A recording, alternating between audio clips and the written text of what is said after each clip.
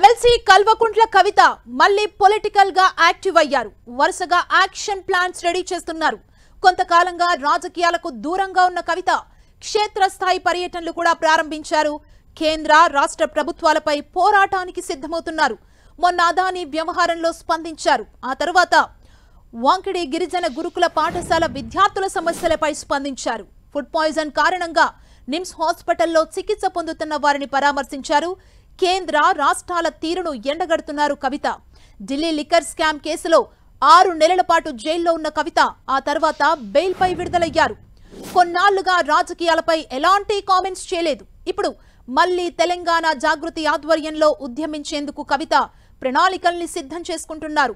జాతీయ స్థాయిలో అదానీ వ్యవహారం హాట్ గా మారటంతో కేంద్రంలో ఉన్న ఎన్డీఏ సర్కార్ని టార్గెట్ చేస్తూ కవిత ట్వీట్ చేయడం సంచలనంగా మారింది. అలాగే రాష్ట్రంలో బీసీల రిజర్వేషన్ల పెంపు కోసం సర్కార్ కులగణన మొదలు పెట్టడం, బీసీ ఎజెండాను బీఆర్ఎస్ ప్రాధాన్యత ఇస్తుండటంతో ఇప్పుడు ఈ అంశంపై కూడా ఎమ్మెల్సీ కవిత దృష్టి పెట్టారు.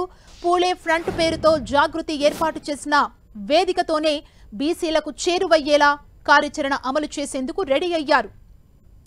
ఈ నెల 29న బీఆర్ఎస్ నిర్వహిస్తున్న దీక్షా దివస్ సందర్భంగా నిజామాబాద్లో జరిగే కార్యక్రమానికి కవిత హాజరు కానున్నారు.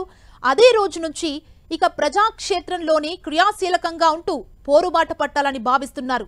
కవిత పొలిటికల్ గా యాక్టివ్ అవుతుండటంతో బీఆర్ఎస్ శ్రేణుల్లో జోష్ పెరుగుతుందని ఆ పార్టీ నేతలంటున్నారు.